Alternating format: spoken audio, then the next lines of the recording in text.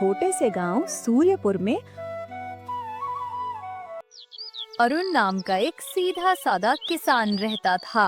अरुण नेक दिल था और हमेशा दूसरों की भलाई में विश्वास करता था, पर किस्मत शायद उसके लिए कुछ और ही लिख चुकी थी। एक दिन अरुण खेत से घर लौटा ही था कि उसकी पत्नी लता रोती हुई बोली, आप कहाँ रह गए थे अरुण? अनुज सुबह से कुछ नहीं खा रहा, ना पी रहा, बस गुमसुम लेटा है। चिंता मत करो लता, मैं देखता हूँ। वो अपने 8 साल के बेटे अनुज के पास गया। अनुज की आंखें बंद थीं, चेहरा पीला और सांसें बहुत हल्की। क्या हुआ मेरे लाल, तुमने कुछ खाया क्यों नहीं? पिताजी, भूख नहीं लगती, सारा शरीर दर्द कर रहा है। अरुण की आंखों में आंसू आ गए, पर उसने बेटे के सामने मुस्कान छिपा ली। तुम ठीक हो जाओगे बेटा, मैं सब संभाल लूंगा। वो बाहर गया, लता के पास खड़ा हुआ और बोला, कल फसल कटने वाली है, मैं उसे बेचकर कुछ अच्छे दाम लाऊंगा। फिर हमारे बेटे का इलाज विद्यानगर के सबसे बड़े वैद्य से कराऊंगा। बस हमारा बेटा ठीक हो जाए अरुण, बस यही चाहती हूँ। अगले दिन सुबह सुबह गांव का मुखिया दौड़ता हुआ आया। रात भर जानवरों ने तुम्हारे खेत में तबाही मचा दी, पूरी फसल बर्बाद हो गई है। अरुण भागा खेत की ओर और देखा हर फसल रौंदी जा चुकी थी। वो वहीं मिट्टी पर बैठ गया, सर पकड़कर रो पड़ा। हे भगवान, अब मैं क्या करूं? मेरा बच्चा, मेरा घर, सब खत्म।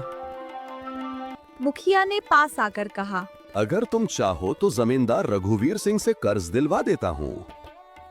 अरुण ने आंसू पोंछे। ठीक है मुखिया जी, मैं उसके सामने हाथ जोड़ दूंगा, बस मेरा बेटा ठीक हो जाए। जमींदार ने कर्ज तो दे दिया, पर उसके मन में लालच छिपा था। कुछ दिन बाद जब अरुण फसल की तैयारी करने गया, तो वही जमींदार अपने गुर्गे भोंदू के साथ आ गया। अरुण, अब मेरा पैसा सूद समेत लौटा दो। अरे पर अभी तो सिर्फ 5 दिन हुए हैं जमींदार जी। अरे मूर्ख, सोच कि तेरे खेत में जानवर किसने छोड़े थे। क्या मतलब? मतलब साफ है, मैंने छोड़े थे ताकि तुम मजबूरी में मेरे आगे झुके।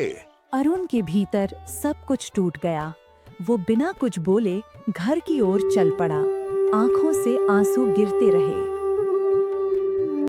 रास्ते में वो एक पेड़ के नीचे बैठ गया और फूट फूट कर रो पड़ा। तभी पीछे से आवाज आई, क्या हुआ पुत्र, इतनी व्यथा क्यों? अरुण ने सारी कहानी सुना दी। साधु कुछ पल मौन रहे, फिर बोले, अगर तुम्हारे मन में लोभ नहीं है और सच्चाई बसती है, तो तुम्हें एक अद्भुत नील पत्थर की तलाश करनी चाहिए। वो पत्थर अंधक वन की झील के पास है। जो उसे पाएगा वो किसी भी बीमारी को मिटा सकता है। अगर मेरे बेटे की जान बच सकती है तो मैं वहां जरूर जाऊंगा महाराज।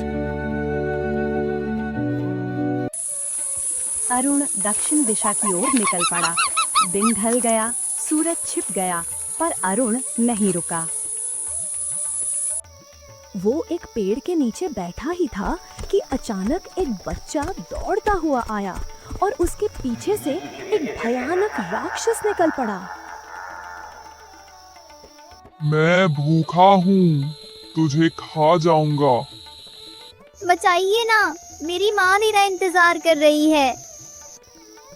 अरुण के दिल में दया उमड़ आई। वो राक्षस के सामने खड़ा हो गया। इसे छोड़ दो, मुझे खा लो। राक्षस मुस्कुराया और अचानक रंग बिरंगी किरणों के साथ एक सुंदर देवी में बदल गया।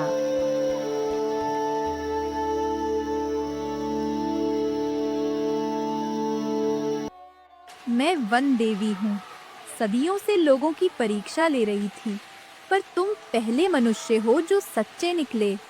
अब अपनी आंखें बंद करो, तुम उसी झील के पास पहुंच जाओगे जहां वो नील पत्थर है।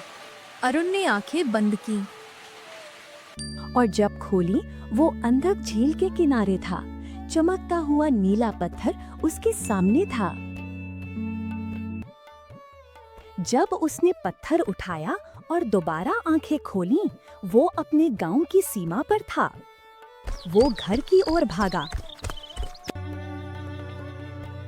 पर देखा जमींदार उसके आंगन में रो रहा था।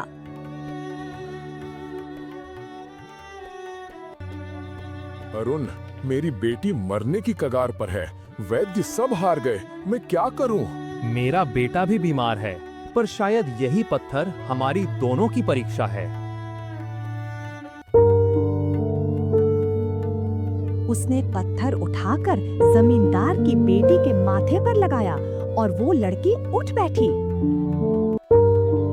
उसी वक्त पत्थर चमका और एक राक्षसी रूप वाली स्त्री प्रकट हुई। अरुण, तुमने मुझे श्राप से मुक्त किया है। तुम कुछ भी मांग सकते हो। बस मैं यही चाहता हूँ कि सब स्वस्थ रहें, क्योंकि असली धन स्वास्थ्य ही होता है। अगले ही पल उसका बेटा अनुज हंस रहा था, पूरी तरह स्वस्थ।